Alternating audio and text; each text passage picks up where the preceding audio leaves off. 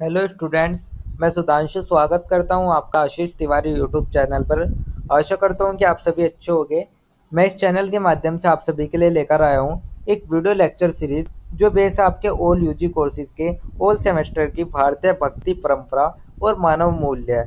तो जो भारतीय भक्ति परंपरा और मानव मूल्य नाम की इम्पोर्टेंट किताब है, उस पर ये हमारी वीडियो लेक्चर सीरीज रहने वाली है, जो कि आपका वैल्यू एडिशन कोर्स यानी कि आपका वैक का सब्जेक्ट है। तो स्टूडेंट, अगर आप ड्यू, सोल, रेगुलर या किसी और यूनिवर्सिटी से सब्जेक्ट पढ़ रहे हैं तो ये सीरीज आपके लिए बहुत ही उपयोगी होने वाली है। हर चैप्टर को हम सिंपल भाषा में समझेंगे, इंपॉर्टेंट कॉन्सेप्ट्स को ब्रेक डाउन करेंगे और एग्जाम पॉइंट ऑफ व्यू से भी डिस्कस करेंगे।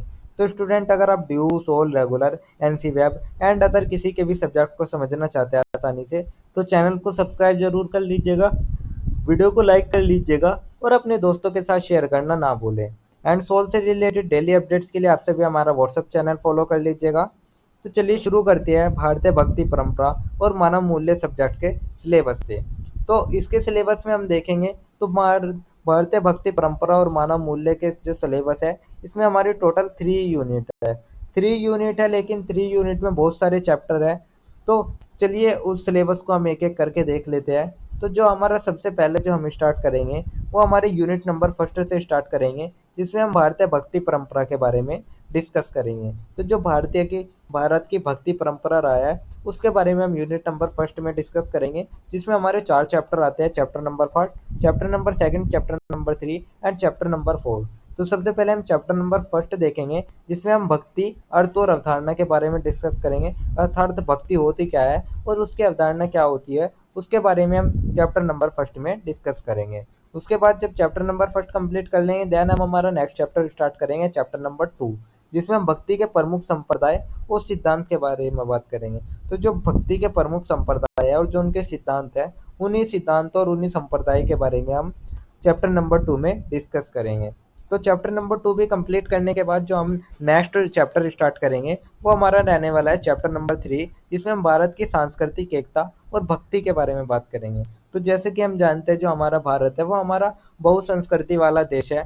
तो इसमें हम भारत की सांस्कृतिक एकता और भक्ति के बारे में हम चैप्टर नंबर 3 में डिस्कस करेंगे। तो चैप्टर नंबर 3 कंप्लीट करने के बाद जो हम नेक्स्ट चैप्टर स्टार्ट करेंगे वो हम चैप्टर नंबर 4 स्टार्ट करेंगे। तो चैप्टर नंबर 4 में हम भक्ति का अखिल भारतीय स्वरूप देखेंगे। अगर जो ऑल ओवर इंडिया है उसमें भक्ति का क्या स्वरूप रहा है, उसको हम चैप्टर नंबर 4 में डिस्कस करेंगे।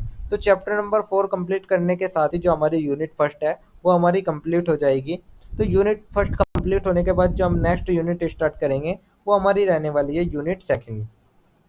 तो उसके बाद हम हमारी सेकंड यूनिट स्टार्ट करेंगे, जिसमें हम भारत के कुछ प्रमुख भक्त और उनके विचार के बारे में डिस्कस करेंगे। तो जैसे कि हमारे भारत के कुछ प्रमुख भक्त रहे हैं, जैसे कि मीराबाई, तुलसीदास, कबीर, इन सभी के बारे में डिस्कस करेंगे और उनके जो जो विचार है उनको हम यूनिट नंबर सेकंड में कवर करेंगे।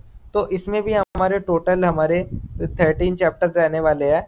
तो जिसमें हमारा जो सबसे पहला चैप्टर आएगा वो हमारा चैप्टर नंबर फर्स्ट आएगा, जिसमें हम संत तिरुवल्लर आंडाल और संत अक्कम महादेवी के विचार और उनके जीवन परिचय और उनके साहित्यिक परिचय के बारे में डिस्कस करेंगे। उसके बाद जो हमारा चैप्टर नंबर 2 आएगा उसमें हम मीराबाई, चैप्टर नंबर 3 में तुलसीदास, चैप्टर नंबर 4 में कबीरदास, चैप्टर नंबर 5 में संत रैदास, चैप्टर नंबर 6 में गुरु नानक और चैप्टर नंबर 7 में जयसी सूरदास, चैप्टर नंबर 8 में संत नामदेव, चैप्टर नंबर 9 में संत योगिनी ललित, चैप्टर नंबर 10 में कुंचन नंबियार, वेमना और सारला दास, चैप्टर नंबर 11 में तुकाराम और चैतन्य महाप्रभु और चैप्टर नंबर 12 में चंडीदास नरसिंह मेहता और चैप्टर नंबर 13 में श्रीमंत शंकरदेव।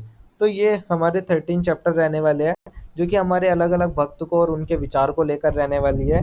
तो ये 13 चैप्टर करने के साथ ही जो हमारी यूनिट सेकंड है वो हमारी कंप्लीट हो जाएगी। तो यूनिट सेकंड कंप्लीट करने के बाद जो हम हमारी नेक्स्ट चैप्टर यूनिट स्टार्ट करेंगे वो हमारी यूनिट थर्ड रहने वाली है, जिसमें हम मानव मूल्य और भक्ति के बारे में बात करेंगे। तो इसमें हमारा टोटल एक ही चैप्टर रहने वाला है, जिसमें हम मानव मूल्य का अर्थ समझेंगे। तो जो मानव मूल्य है आखिर वो होता क्या है, उसके बारे में हम यूनिट नंबर 3 के चैप्टर नंबर फर्स्ट में बात करेंगे। तो चलिए शुरू करते हैं हम हमारे यूनिट नंबर फर्स्ट के चैप्टर नंबर फर्स्ट से। तो मैं आपका स्वागत करता हूँ ऑल यूजी कोर्सेज के ऑल सेमेस्टर के भारतीय भक्ति परंपरा और मानव मूल्य सब्जेक्ट की यूनिट नंबर फर्स्ट के चैप्टर नंबर फर्स्ट के इस वीडियो लेक्चर में। तो आज की वीडियो में हम यूनिट फर्स्ट का चैप्टर नंबर फर्स्ट डिस्कस करेंगे, जिसमें हम भक्ति, अर्थ और अवधारणा के बारे में डिस्कस करेंगे। तो स्टूडेंट, क्या आपने कभी सोचा है कि भक्ति सिर्फ मंदिर की घंटियां और पूजा पाठ तक सीमित है, या फिर इसमें कुछ और गहराई भी छुपी हुई है? तो आज हम समझेंगे भक्ति का असली अर्थ, उसकी अवधारणा और उसका संदेश। तो आइए चलते हैं उस दौर में जब हिंदी साहित्य ने अपना स्वर्णिम युग दिखाया, जिसे हम भक्ति काल कहते हैं। तो चलिए इस चैप्टर की जो हम शुरुआत कर लेते हैं, वो हम सबसे पहले एक छोटे से प्रस्तावना से कर लेते हैं। तो सबसे पहले हम एक छोटा सा प्रस्तावना देख लेते हैं। प्रस्तावना में हम देखेंगे भक्ति काल हिंदी साहित्य का एक गौरवशाली काल माना जाता है। इसमें भक्ति आंदोलन का चारों दिशाओं में विकास हुआ। तो जो भक्ति काल था उसको हिंदी साहित्य का गौरवशाली और स्वर्ण युग भी कहा जाता है। यह विकास वैदिक काल से शुरू होकर मध्यकाल तक फैला हुआ। इस पाठ में भक्ति का अर्थ, उसका संदेश, उसका दर्शन, उसके विभिन्न रूप पर चर्चा की गई है। तो ये जो समय था हमारा भक्ति काल का, स्वर्ण युग का जो समय था, ये सिर्फ कविता या साहित्य का नहीं था, बल्कि एक आध्यात्मिक और सामाजिक आंदोलन का भी दौर था।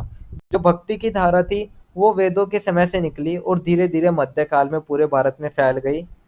संत और आचार्यों ने इसे आम भाषा में समझाया ताकि हर वर्ग का व्यक्ति, अमीर, गरीब, स्त्री, पुरुष, सब इससे जुड़ सके। तो भक्ति काल है हिंदी साहित्य का स्वर्ण युग, और भक्ति का विकास हुआ वैदिक काल से मध्यकाल को। तो स्टूडेंट, कल्पना कीजिए एक किसान अपने खेतों में हल चला रहा है, उसके पास ही एक साधु बैठा है और भजन गा रहा है। तो किसान थकान भूलकर उस भजन में डूब जाता है। तो यही था भक्ति का असर, हर वर्ग को जोड़ना। तो ये तो हमारी एक छोटी सी प्रस्तावना हो गई। प्रस्तावना के बाद जो हमारा नेक्स्ट टॉपिक आता है, वो हमारा आता है भक्ति का अर्थ और अवधारणा। तो अब हम बात कर लेते हैं भक्ति का अर्थ और उसकी अवधारणा क्या रही है। तो इसमें हम देखेंगे भक्ति का मतलब होता है ईश्वर के प्रति पूर्ण समर्पण, प्रेम एवं श्रद्धा। तो भक्ति का असली मकसद है ईश्वर के प्रति पूर्ण प्रेम, श्रद्धा और उनके प्रति समर्पण। यह सिर्फ पूजा पाठ नहीं, बल्कि मन, वचन और कर्म से ईश्वर में लीन होना है। लेकिन यह सिर्फ आपकी केवल मूर्ति पूजा या कर्म कांड नहीं है, यह है मन से, वाणी से और कर्म से भगवान में लीन होना। तो भक्ति में कोई जात पात, अमीर गरीब, स्त्री पुरुष का भेद नहीं होता है। तो भक्ति में कोई भी जात पात, अमीर गरीब, किसी भी वर्ग का या किसी भी आधार पर कोई भी भेदभाव नहीं होता है। भक्ति का मूल उद्देश्य है आत्मा का परमात्मा से मिलन। तो जो भक्ति का उद्देश्य है वो यही है कि जो हमारी आत्मा है उसका परमात्मा से मिलन हो। तो यह संप्रदाय आचार्य और संतों के माध्यम से आगे बढ़ा। रामानुजाचार्य, जिन्होंने विशिष्ट अद्वैत के बारे में बताया, और जो शंकराचार्य है उन्होंने अद्वैत के बारे में। तो जैसे कि आप देख सकते हैं हमारे रामानुजाचार्य है और ये हमारे शंकराचार्य है। और जो वल्लभाचार्य जी थे उन्होंने शुद्ध अद्वैत के बारे में बताया, ये हमारे वल्लभाचार्य है। और चैतन्य महाप्रभु ने प्रेम भक्ति के बारे में बताया, ये हमारे चैतन्य महाप्रभु है।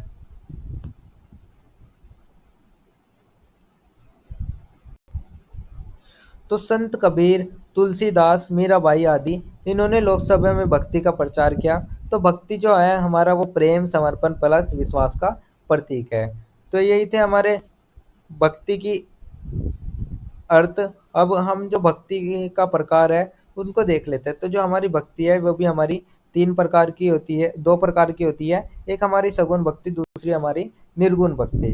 तो सगुण भक्ति में मूर्ति पूजा, रामकृष्ण की लीलाएं आती है। तो जो ईश्वर को साकार रूप में मानती है, जैसे कि राम, श्री कृष्ण की लीलाएं, मूर्ति पूजा, उसको ही हम सगुण भक्ति कहते हैं। दूसरी आती है हमारी निर्गुण भक्ति, जिसमें ईश्वर निराकार है, जैसे कबीर की वाणी। तो ईश्वर निराकार है जैसे कबीर की वाणी हो गई, ये हमारी निर्गुण भक्ति हो गई। तो पर भक्ति का लक्ष्य क्या है? वो है आत्मा का मोक्ष और ईश्वर की प्राप्ति, यही हमारी भक्ति का लक्ष्य है। तो इसके कुछ प्रमुख संप्रदाय देख लेते हैं हम। तो जो रामानुजाचार्य जी थे उन्होंने ईश्वर प्लस आत्मा प्लस प्रकृति को एकता कहा है। वहीं शंकराचार्य ने सब कुछ मोह माया, केवल ब्रह्म सत्य, ये कहा है। और निम्बार्क वल्लभ माधवाचार्य ने भक्ति में अलग अलग दृष्टिकोण दिए हैं। तो जो प्रमुख आचार्य और उनके विचार है, तो जो रामानुजाचार्य है जिन्होंने विशिष्ट द्वैत का सिद्धांत दिया, जिसमें उन्होंने ईश्वर प्लस आत्मा प्लस प्रकृति को एकता कहा है। फिर शंकराचार्य है जिन्होंने अद्वैतवाद को माना, उन्होंने कहा सब कुछ मोह माया, केवल ब्रह्म सत्य है। फिर वल्लभाचार्य निर्वाण चैतन्य महाप्रभु जैसे है जिन्होंने शुद्ध अद्वैत और प्रेम भक्ति को फैलाया। तो और जब तुलसी, कबीर, मीरा जैसे संत आए तो उन्होंने भक्ति की लोक भाषा तक उनको पहुंचाया। तो स्टूडेंट जैसे कबीर कहते हैं कि माला फेरत जुग बया, फिरा ना मन का फेर, कर का मन का छोड़ दे, मन का फेर। तो यानी असली भक्ति दिल और कर्म से है, न कि सिर्फ हाथों की माला से। तो यही था हमारे भक्ति की अवधारणा, भक्ति का अर्थ, भक्ति के प्रकार और प्रमुख संप्रदाय, जो कि मैंने आपको बता दिए है। तो यही थे हमारे भक्ति का अर्थ और अवधारणा। इसके बाद जो हमारा नेक्स्ट टॉपिक आता है वो हमारा एक छोटा सा निष्कर्ष आता है। तो अब हम एक छोटे से निष्कर्ष के बारे में, जो पूरे चैप्टर का एक सारांश है, उसको देख लेते हैं। तो निष्कर्ष में हम देखेंगे भक्ति न सिर्फ धार्मिक साधना है, बल्कि यह सामाजिक समता का संदेश भी देती है। भक्ति आंदोलन ने लोगों को एकता, समानता और मानवता का पाठ पढ़ाया। तो भक्ति सिर्फ आध्यात्मिक साधना ही नहीं थी, ये समाज सुधार का संदेश भी लेकर आई। इसने सिखाया समानता, मानवता और प्रेम। संतों और आचार्यों ने दर्शन और भावना दोनों से भक्ति की व्याख्या की। संतों ने यह बताया कि भक्ति के बिना न संस्कृति पूर्ण है और न ही आध्यात्मिक जीवन। भक्ति के बिना न तो संस्कृति पूर्ण है और न ही आध्यात्मिक जीवन। भक्ति आध्यात्मिक प्लस समाज सुधार का एक साधन है। तो यही कारण है कि जो भक्ति है, भक्ति आंदोलन को हम आध्यात्मिक प्लस समाज सुधार भी कह सकते हैं। यह जात पात को तोड़ती है और प्रेम और करुणा हमें सिखाती है। तो भक्ति हमें सिर्फ भगवान से ही नहीं जोड़ती, बल्कि इंसान से इंसान को भी जोड़ती है, और यही हमें सिखाती है कि असली पूजा है प्रेम, करुणा और एकता। तो यही था हमारा एक छोटा सा निष्कर्ष, जिसके साथ हमारा जो चैप्टर नंबर 1 है वो हमारा कंप्लीट होता है। तो यही था हमारा फर्स्ट चैप्टर, जिसके इंपॉर्टेंट टॉपिक्स मैंने आपको बता दिए हैं। इसके बाद जो हमारा नेक्स्ट चैप्टर आता है वो हमारा यूनिट फर्स्ट का ही आता है, हमारा चैप्टर नंबर 2। तो अब हम यूनिट फर्स्ट के चैप्टर नंबर 2 के बारे में डिस्कस कर लेते हैं। तो स्टूडेंट, क्या आपने कभी सोचा है कि भारत में भक्ति के कितने अलग अलग रूप रहे हैं? कहीं कृष्ण की रासलीला, कहीं राम की आराधना और कहीं संतों की निर्गुण भक्ति। तो आज हम समझेंगे भक्ति के प्रमुख संप्रदाय और उनके सिद्धांत। और ये संप्रदाय सिर्फ पूजा ही पाठ नहीं थे, बल्कि लोगों को जोड़ने वाली शक्तियां भी थे। तो आज हम यूनिट फर्स्ट के चैप्टर नंबर 2 के बारे में डिस्कस करेंगे, जिसमें हम भक्ति के प्रमुख संप्रदाय और सिद्धांत के बारे में डिस्कस करेंगे। तो चलिए इस चैप्टर की जो हम शुरुआत कर लेते हैं, वो सबसे पहले हम एक छोटी सी प्रस्तावना से कर लेते हैं। तो सबसे पहले हम एक छोटी सी प्रस्तावना देख लेते हैं। प्रस्तावना में हम देखेंगे भक्ति परंपरा भारत में बहुत पुरानी है। भक्ति का मूल उद्देश्य है ईश्वर से प्रेम और आत्मिक संबंध। तो जो भक्ति परंपरा है वो भारत में प्राचीन काल से ही चलती रही है, और इसका मुख्य उद्देश्य हमेशा एक ही रहा है, ईश्वर से प्रेम और आत्मीय संबंध। भक्ति का आरंभ दक्षिण भारत से हुआ और बाद में उत्तर भारत में फैल गया। तो शुरुआत में दक्षिण भारत से हुई थी इसकी, जहाँ अलवार और नयनार संतों ने भक्ति का बीज बोया। धीरे धीरे यह जो धारा थी उत्तर भारत तक पहुंची और एक विशाल आंदोलन बन गई। संतों और आचार्यों ने इस परंपरा को मजबूत किया, जिससे लोगों को ईश्वर के करीब जाने का सरल रास्ता मिला। तो जो संत और आचार्य होते थे, उन्होंने इसे सरल भाषा में प्रस्तुत किया ताकि हर कोई इसे समझ सके। तो स्टूडेंट, कल्पना कीजिए एक समय जब धर्म सिर्फ कर्मकांड और संस्कृत ग्रंथों तक सीमित था। तब संतों ने साधारण लोगों से कहा, भगवान सिर्फ मंदिरों में नहीं, वह तुम्हारे हृदय में भी है। तो यही था भक्ति का असली क्रांति संदेश। तो यही थी हमारी एक छोटी सी प्रस्तावना। प्रस्तावना के बाद जो हमारा नेक्स्ट टॉपिक आता है वो हमारा आता है भक्ति के प्रमुख संप्रदाय। तो अब हम बात कर लेते हैं भक्ति के प्रमुख संप्रदाय के बारे में।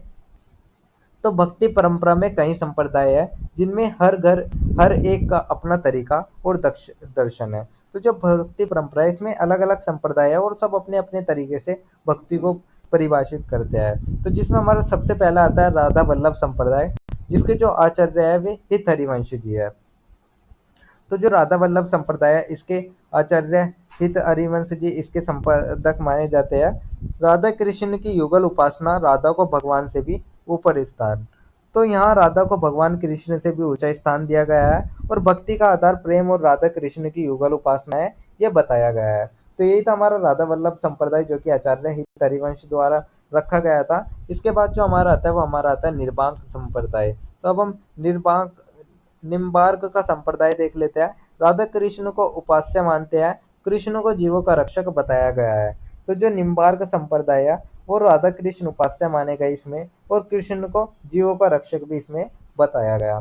थर्ड हमारा आया सखी संप्रदाय, जो कि आचार्य हरिदास जी का है, जिसमें कृष्ण की रासलीलाओं का वर्णन, कृष्ण को रास रसमण्य के रूप में पूजा जाता है।